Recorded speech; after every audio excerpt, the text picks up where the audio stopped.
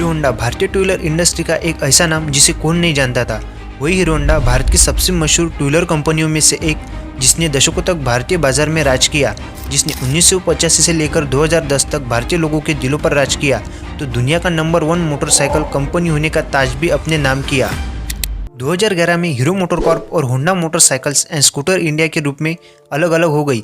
इस विभाजन ने ऑटोमोबाइल इंडस्ट्री को हिलाकर रख दिया, क्योंकि हीरो होंडा की मोटरसाइकिलें खासकर स्प्लेंडर, पैशन और CBZ भारतीय ग्राहकों के दिलों पर राज करती थी।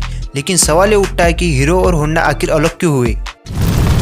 साल 1956 जब ब्रुज मोहनलाल मुंजाल ने एक साइकिल स्पेयर पार्ट के बिजनेस से हीरो साइकिल की शुरुआत की, और देखते ही देखते यह कंपनी इंडिया की नहीं बल्कि दुनिया की सबसे ज़्यादा साइकिल बनाने वाली कंपनी बन गई।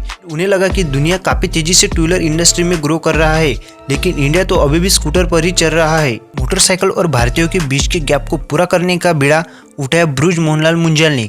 मुंजाल साहब काफ़ी समय से इंडियन मार्केट में मोटरसाइकिल उतारना चाहते थे, लेकिन उस समय हीरो के साथ एक बड़ी प्रॉब्लम थी। प्रॉब्लम यह थी कि उनके पास इंजन बनाने की टेक्नोलॉजी नहीं थी। लेकिन मुंजाल साहब बीड़ा उठा चुके थे, तो पीछे हटने वालों में से कहा थे। इसलिए अपने प्लान को एक्शन में लाने के लिए मुंजाल साहब ने साल 1984 में होंडा मोटर को एक ऑफर भेजा और साथ मिलकर बाइक बनाने की बात रखी। और इस प्रोजेक्ट में होंडा को भी अपना फायदा था, क्योंकि हीरो के जरिए उन्हें इंडिया जैसे बड़े मार्केट में एंटर होने का मौका मिल रहा था, क्योंकि यह वह दौर था जब किसी भी विदेशी कंपनियों को इंडिया में अकेले बिजनेस करने की इजाज़त नहीं थी।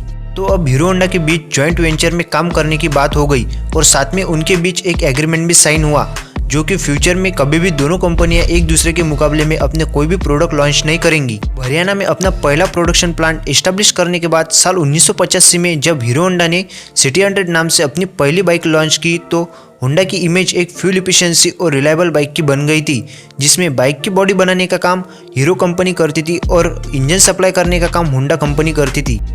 इसके बाद स्प्लेंडर और पैशन जैसे कुछ पॉपुलर बाइक्स ने हीरो होंडा की पोजीशन को मजबूत कर दिया। साल 2001 आते आते इंडियन टू व्हीलर इंडस्ट्री में 50% से भी ज़्यादा मार्केट शेयर के साथ हीरो होंडा की मोनोपोली हो गई, और दुनिया की सबसे बड़ी टू व्हीलर मैन्युफैक्चरिंग कंपनी भी बन गई, और बिजनेस भी तेजी से ग्रो हो रहा था। लेकिन इसी बीच साल 2010 में मुंजाल साहब होंडा से अलग हो गए। तो अब यह सवाल आता है कि सब कुछ सही चल रहा था, तो फिर हीरो और होंडा अलग कैसे हो गए। तो सच्चाई ये थी कि जो चीज़ें ऊपर से अच्छी नज़र आ रही थी, वो स्थिति अंदर नहीं थी। अंदर ही अंदर मैनेजमेंट के बीच कई बातों को लेकर लंबे समय से खींचतान चल रही थी, जिसमें से 2 मुद्दे ऐसे थे जो बाद में उनके अलग होने का मुख्य कारण बने। सबसे पहले कारण तो यह था कि साल 2000 के बाद Bajaj auto, TVS, Yamaha, Suzuki जैसी कंपनियां मार्केट में आ गई थी, जिसके कारण हीरो होंडा के मार्केट शेयर पर प्रेशर बन रहा था। तब होंडा मोटर ने इन कंपनियों के साथ सीधा कंपटीशन करने के लिए साल 1999 में Honda motorcycles and scooter India के नाम से एक अलग कंपनी शुरू कर दी, और एक्टिवा नाम से एक स्कूटर भी लॉन्च कर दिया, जो कि हीरो के साथ हुए एक एग्रीमेंट के बिल्कुल खिलाफ था। और दूसरा रीज़न यह था कि साइकिल प्रोडक्शन में दुनिया की सबसे बड़ी कंपनी होने के बावजूद भी हीरो को अपने बाइक्स नेपाल, बांग्लादेश, श्रीलंका जैसे कुछ ही पड़ोसी देशों के अलावा इंटरनेशनल मार्केट में एक्सपोर्ट करने की परमिशन नहीं थी, जबकि होंडा अपने बाइक्स को अमेरिका और रशिया जैसे डेवलप कंट्रीज में बेचकर अच्छा प्रॉफिट कमा रहा था। मुंजाल साहब ये बात समझ गए थे कि इंटरनेशनल मार्केट में जो पोजीशन वो चाहते हैं, उसके लिए उन्हें अपना खुद का इंजन डेवलप करना पड़ेगा, और इसलिए हीरो ने अपने प्रॉफिट का ज़्यादातर हिस्सा इंजन डेवलप करने पर खर्च करना चालू कर दिया। इसके चलते दोनों कंपनियों के बीच और ज़्यादा दरार बढ़ने लगी, और इसका परिणाम यह हुआ कि हीरो और होंडा के अलग अलग रास्ते हो गए। होंडा मोटर के साथ मिलकर हीरो ग्रुप ने दुनिया की सबसे बड़ी बाइक कंपनी होने का खिताब जीता था। आज वही होंडा ग्रुप उनका सबसे बड़ा कॉम्पिटिटर बनकर खड़ा था, और इसी के चलते हीरो और होंडा के अपने अपने अलग अलग रास्ते हो चुके थे। और हीरो और होंडा के जॉइंट वेंचर में मुंजाल परिवार और होंडा की 26% की हिस्सेदारी थी, जिसमें से होंडा के 26% स्टेक हीरो ग्रुप ने खरीदकर हीरो होंडा से नाम बदलकर हीरो मोटरकॉर्प रख दिया था। डीमर्ज के समय एक एग्रीमेंट हुआ कि साल 2014 तक होंडा अपने इंजन और टेक्नोलॉजी का सपोर्ट हीरो को देता रहेगा, जिसके बदले में हीरो को उसे लॉयल्टी बोनस देना होगा, और साथ ही में मोटरसाइकिल्स को हीरो होंडा के नाम से ही बेचा जाएगा। अब मुंजाल साहब के सामने चुनौतियों का एक पहाड़ खड़ा था। उनके पास खुद का R&D सेंटर, मैन्युफैक्चरिंग प्लांट और सप्लाई चेन एस्टेब्लिश करने के लिए सिर्फ 3 से 4 साल का वक्त था।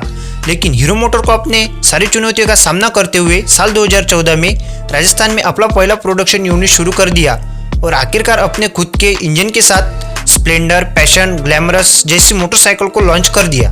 और वही होंडा मोटर एक मल्टीनेशनल कंपनी है, जो इंडिया के अलावा पूरी दुनिया में अपने टू व्हीलर और 4 व्हीलर के साथ मौजूद है। जबकि हीरो मोटोकॉर्प ने होंडा से अलग होने के बाद अपना ग्लोबल एक्सपेंशन शुरू किया था और आज लगभग 40 से ज़्यादा तक देशों तक अपनी पहुंच बना चुका है।